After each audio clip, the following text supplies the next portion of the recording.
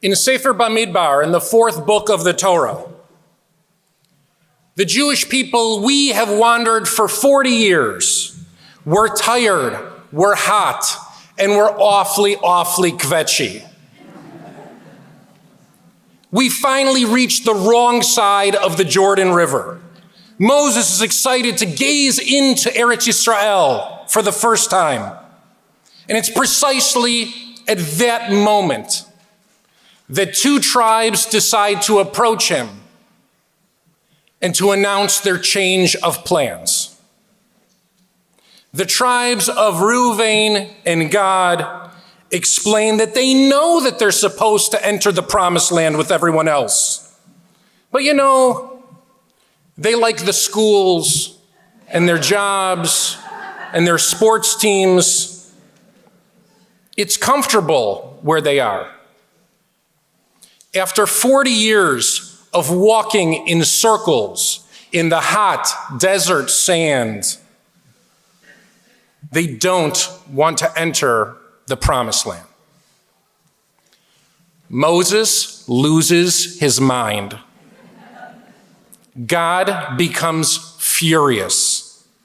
And Moses asks a simple question. Ha'achechem yavou lamilchama ve'atem teshvu po?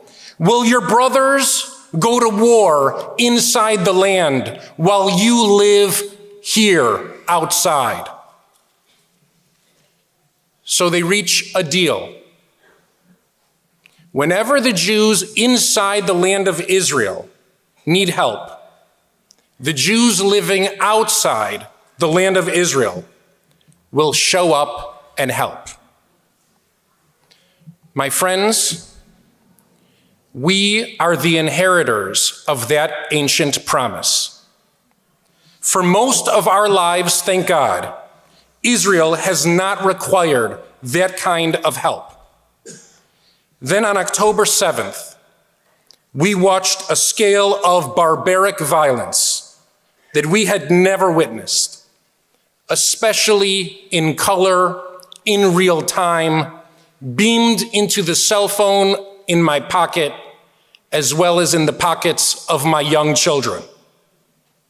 And in all of our collective kishkis, we sensed the question of Moses. Will our brothers go to war inside the land? And will we show up? This year, Jews in Israel needed our help. And you know what? We showed up.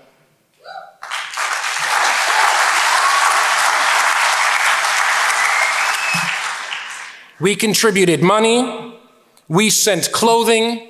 Many of us traveled there and volunteered ourselves on the front lines. We made good on our ancient promise. Now, as the war continues, as diplomatic negotiations continue, as the groundswell of anti-Israelism and anti-Semitism builds around us, how do we continue to support?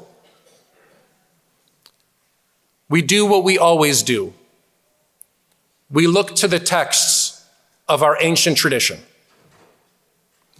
Israel's Declaration of Independence doesn't only represent for us the establishment of a modern Jewish commonwealth.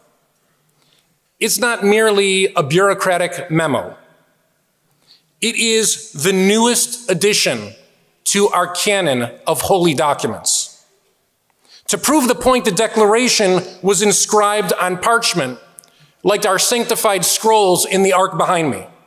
For this reason, in Hebrew, we call it Megillat Ha'atzmaut, our Megillah, our scroll of independence. Envisioned by David Ben-Gurion, Moshe Sharet, Rabbi Lebovitz, and others, the text was negotiated, decided, and confirmed. And after all that time, they no longer had enough time to have a scribe write the text properly onto a single piece of parchment. So, in the ceremony that we all know, while holding a large piece of parchment for photos, Inside the parchment, Ben-Gurion is reading off of a hidden piece of paper where the document had been typed only hours before. Why was it so important for Israel's Declaration of Independence to be written on parchment in our scribal tradition? The founders knew that it should be treated as a holy document, not only holy for Israelis. Like the Torah itself, the Declaration of Independence was intended to carry sanctity for the entire Jewish people. It was intended for it to be viewed as holy by us. It calls on us, inside the land and outside the land, to transition from objects in history acted upon to become actors in history with strength and conviction. It demands us to recognize our ancestral ties to that land and Israel's role in our promising Jewish future of tomorrow. It offers us a new commandment. The commandment of the Declaration is, you shall be strong. Zionism offers us a modern philosophy for Jews to find strength in ourselves, to rely on ourselves, to support one another. Israel teaches us how to respond to crisis. Israel is by no means perfect. Anybody can recognize that. Yet after thousands of years of Jews running away, we now run toward the fire. Israel has reinvented the Jewish spirit to now include strength. This year, Israel has felt wobbly at times, oscillating between fragility and strength. So many from all over the world have stepped forward to fortify her. The truth is that Israel's very existence has always relied on the efforts of many from its very conception. The responsibility of bringing the negotiated final wording of the Declaration of Independence to Independence Hall belonged to one of our founding fathers, Zev Sheriff. Sheriff and his secretary, Dorit Rosen, carried the paper out of their office into the streets of Tel Aviv on Friday, May 14th, 1948. They looked for a taxi. As Shabbat approached and every single Jew was already at Independence Hall waiting for the ceremony to begin, they began to sweat. They began to get nervous that the wording of the Declaration would in fact not reach its destination. Finally,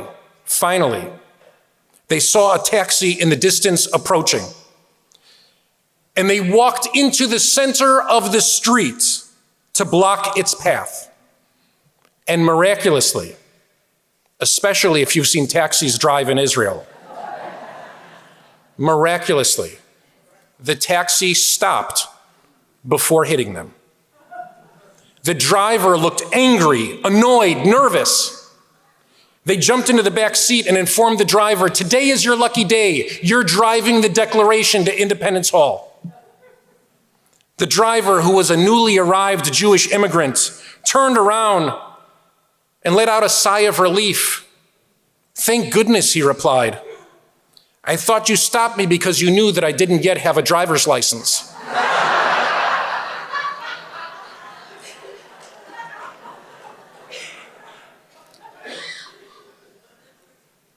That's who we are. That's us. That's our holy task. We are the nameless driver in Jewish history. It's our job to deliver the Declaration to the masses. It's our role to carry the message far and wide. It's our mission to scream it from the rafters with courage and conviction. When our children have to face anti-Semitism at high school sporting events and on college campuses, what symbol do they use to embody a message of pride and strength? They grab onto the Israeli flag. They drape it over their shoulders. They paint the Star of David with 2 lines on their cheeks. They step into the cosmic cab and take the wheel, and they deliver the simplest of declarations again and again and again. Whether we live inside the land or outside the land, we need drivers to convey the message of strength and pride, Zionism and Judaism. Each year we set this day aside to celebrate our modern declaration. We're in charge of our own state. We're the custodians of our own future. As Jews, we'll show up when we're called upon. And we've never been prouder to be Jewish.